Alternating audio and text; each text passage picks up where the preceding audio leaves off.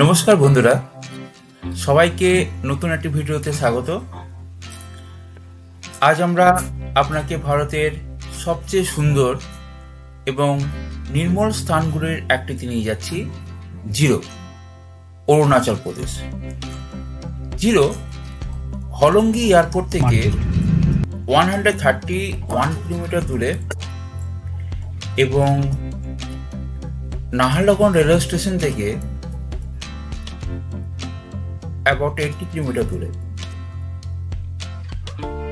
পূর্ব হিমালয়ের পাদদেশে জিরো হলো একটি মনোরম শহর, যেটি তার লীলাভূমি এবং সমৃদ্ধ সংস্কৃতি এবং শান্ত পরিবেশে সবাইকে বিমোহিত করে।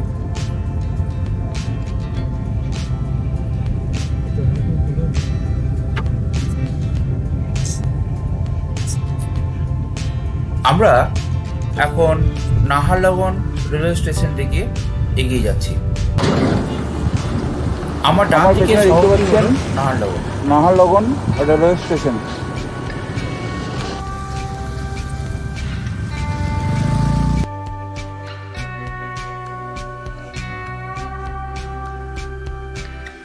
এটি নাহারলগুন রেলওয়ে স্টেশন।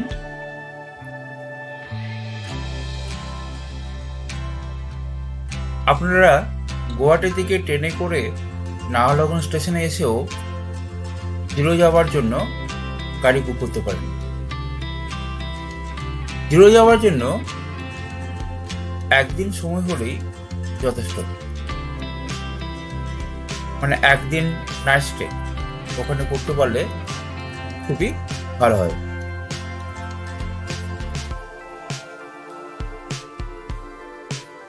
আপনি এখানকার আপাতানি ট্রাইবসদের জীবনযাত্রাও উপভোগ করতে পারেন। এই সুন্দর দৃশ্যটি দেখতে পাচ্ছেন, এটি হলো পারে নদী।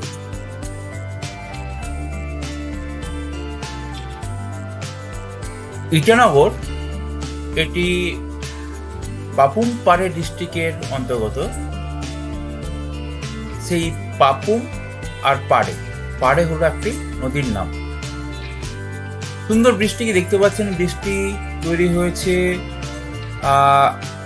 রিসেন্টলি, যাতে এর উপর দিয়ে ভারী ট্যাঙ্ক যেতে পারে।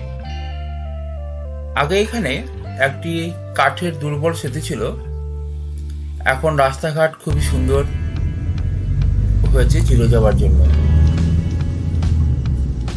তো জিরোর ভূগোল দিয়ে শুরু করা যাক। জিরো অরুণাচল প্রদেশের লোয়ার সুবনসিরি জেলায় অবস্থিত, যা ভারতের উত্তর পূর্বাঞ্চলের রাজ্যগুলোর মধ্যে একটি। শহরটি সমুদ্রপৃষ্ঠ থেকে প্রায় 1500 মিটার উচ্চতায় অবস্থিত। এটি সারা বছর ঘুরে দেখার জন্য একটি শীতল এবং মনোরম জায়গা। কুয়াশাচ্ছন্ন পর্বত, ঘন বন এবং স্টেপ ফার্মিং এর জন্য জিরো একটি সুন্দর দৃশ্যমান জায়গা। জিরো শহরটি প্রধানত দুটি এলাকায় বিভক্ত, হাপলি বা নিউ জিরো এবং ওল্ড জিরো। হাপলি প্রশাসনিক কেন্দ্র হিসাবে কাজ করে,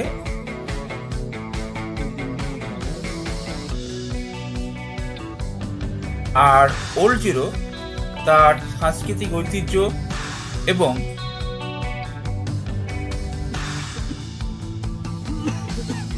দৃশ্যের জন্য বিখ্যাত। এখানে আপাতানি গ্রামের অনেক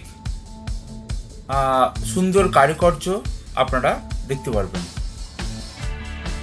জিরো জলবায়ু মাইল্ড কোল্ড, গ্রীষ্মকালে শীতল থাকে এবং শীতকালে বেশ ভালোই ঠান্ডা পড়ে। সাংস্কৃতিক দিক দিয়ে অগ্রসর হওয়া জিরো তার প্রাণবন্ত সাংস্কৃতিক ঐতিহ্যের জন্য বিখ্যাত।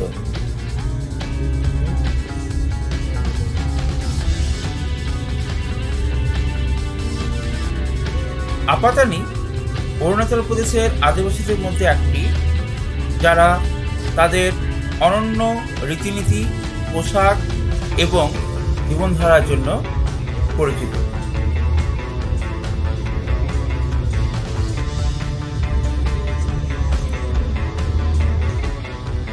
জিরোতে অনেক হোটেল আছে যেখানে আপনি রাত্রিবাস করতে পারেন। আর যে পাড়ে নদী বলছিলাম, এই পাড়ে নদীর এইখানটায় আর একটি বাঁধ আছে। এইখান থেকে নদীটি রাঙা নদী নামে পরিচিত। তো দুটি হাইড্রো পাওয়ার প্ল্যান্ট এখানে আমরা দেখতে পাই, একটি ওই পাড়ে নদীর মুখে, আর একটি হলো এখানটায়। এই জায়গায় এসে চায়ের স্বাদ না নিলে পরে যাত্রার মজাটাই আসে না। খুব সুন্দর জায়গা। এই জায়গায় আপনি রাঙা নদীকে অনেক দূর পর্যন্ত দেখতে পাবেন। তো আমরা এখানে খানিকক্ষণ বিশ্রাম নিয়ে এগিয়ে যাচ্ছি।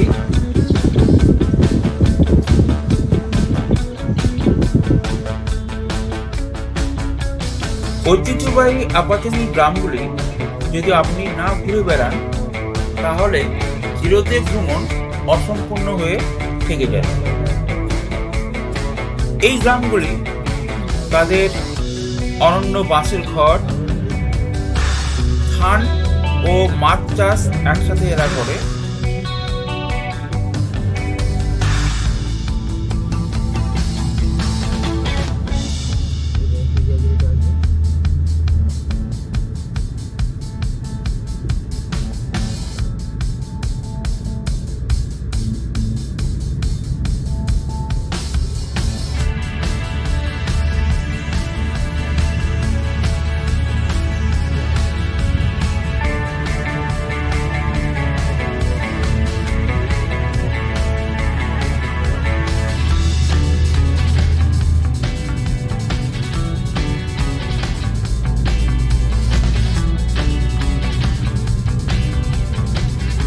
ট্যালি উপত্যকা বন্যপ্রাণী অভয়ারণ্য জিরো থেকে অল্প দূরেই অবস্থিত।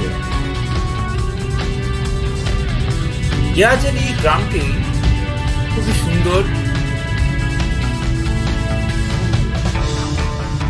এবং রাস্তাঘাট পরিষ্কার পরিচ্ছন্ন, দেখেই বুঝতে পারছেন।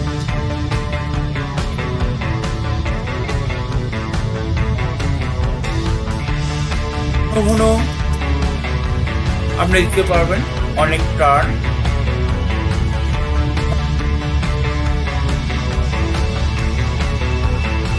বাঁশের কাজ এবং বিরল প্রজাতির অর্কিড এই জায়গাটি 7:30 সময় এখানে এসে পৌঁছেছিলাম। এখন বাজছে সকাল 8:21। এখন আমরা যাচ্ছি জিরোর বিখ্যাত শিব মন্দির দেখতে। সুন্দর, সকাল থেকে বৃষ্টি পড়ছিল, আর দূরে ওই ভ্যালিটা দেখা যাচ্ছে। এখানে আরও অনেক হোটেল আছে।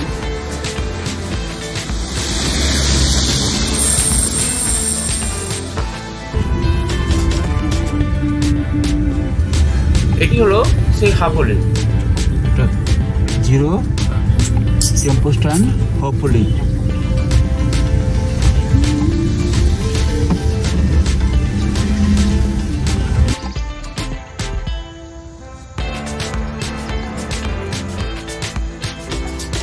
পেছনে জিরো দৃশ্য আমরা দেখতে পাচ্ছি, আর সুন্দর একটি ভিউ আমরা যে কোনো পয়েন্ট থেকেই আমরা দেখতে পাই।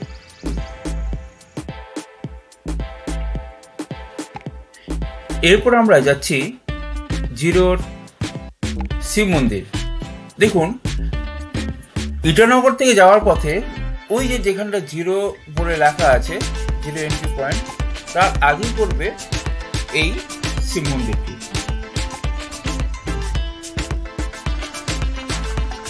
জিরোর আরো একটি অন্যতম আকর্ষণ হলো জিরো মিউজিক ফেস্টিভ্যাল, যা কয়েক বছর ধরে আন্তর্জাতিক খ্যাতি অর্জন করেছে। প্রতি বছর সেপ্টেম্বরে এই অনুষ্ঠানটি আয়োজিত হয়।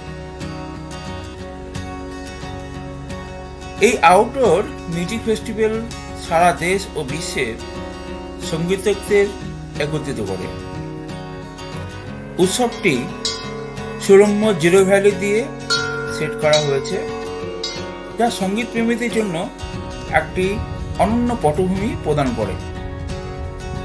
সঙ্গীত ছাড়াও উৎসবটি স্থানীয় শিল্প, কারুশিল্প, রন্ধন প্রণালী প্রদর্শন করার জন্য একটি প্ল্যাটফর্ম অফার করে, যা দর্শকদের জিরো ভ্রমণকে আরো প্রাণবন্ত করে তোলে।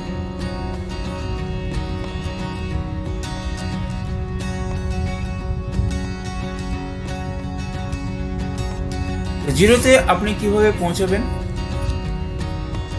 যখন তো এলাম পাকা রাস্তায় এসে আমরা ভুল করে এইদিকে চলে গেছিলাম।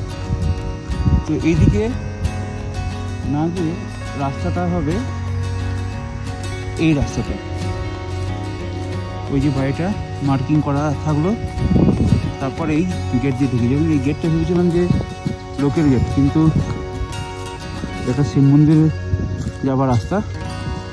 এরপর এই রাস্তা দিয়ে যাবেন, এই যে এখান থেকে গিয়ে এই রাস্তাটা দিয়ে ওই পাহাড়ের উপরে হচ্ছে মন্দিরটা। আর আমরা ভুল করে এই রাস্তা দিয়ে গেছিলাম, যেটা যাবেন না। আর এখানকার দৃশ্য সত্যি খুবই মনোরম। আর এই বাড়িটা এমনভাবে ফুল দিয়ে সাজিয়েছে, দেখে খুবই ভালো লাগছে। আমি জানি না ক্যামেরাতে কেমন আসছে। তো বন্ধুরা, আপনারা দেখতে পাচ্ছেন যে এটা জিরো ভ্যালি। এখানটায় ধান চাষ হচ্ছে। এটা দেখতে আমার গ্রামের কথা মনে পড়ছে, কিন্তু এটা সমতল ভূমি নয়, এটা সমতল থেকে অনেক উপরে। আর ওই যে দূরে দেখতে পাচ্ছেন, দূরে ওটা হলো একটা পুকুর, আর এই হচ্ছে জমি।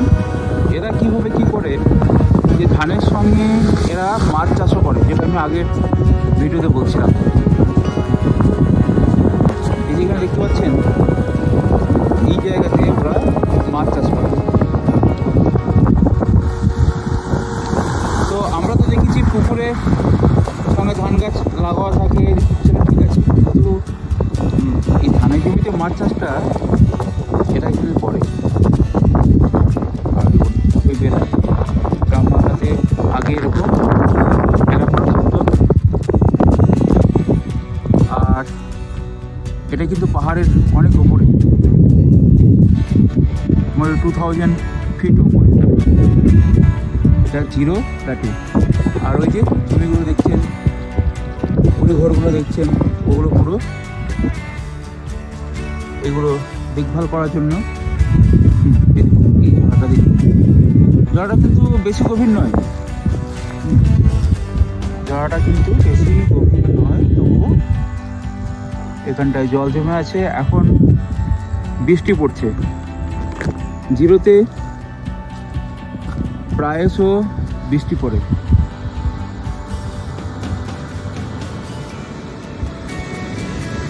খুব সুন্দর জায়গা, এবং এটা জিরোর একটা ভিউ পয়েন্ট। আর ওই পাহাড়ের নিচে আছে আপনার এয়ারপোর্ট, জিরো এয়ারপোর্ট।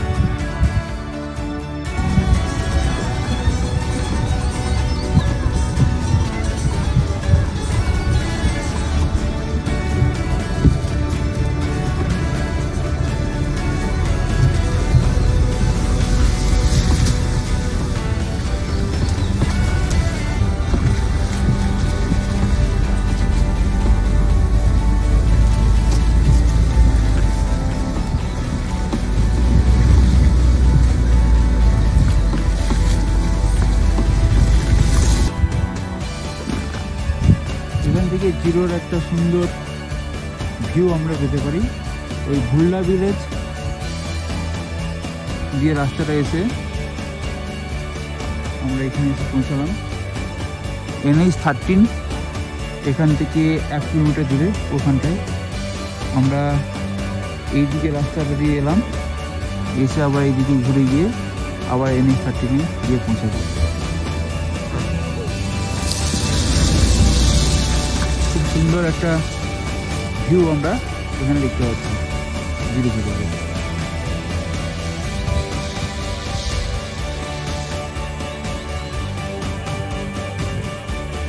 তো আপনারা নাহারলগুন থেকে ট্রেনে এসে একটা গাড়ি বুক করবেন।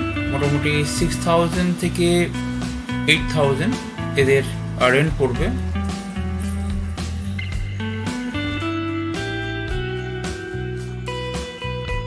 তো আজকে ভিডিওটি এখানেই শেষ করি। নমস্কার।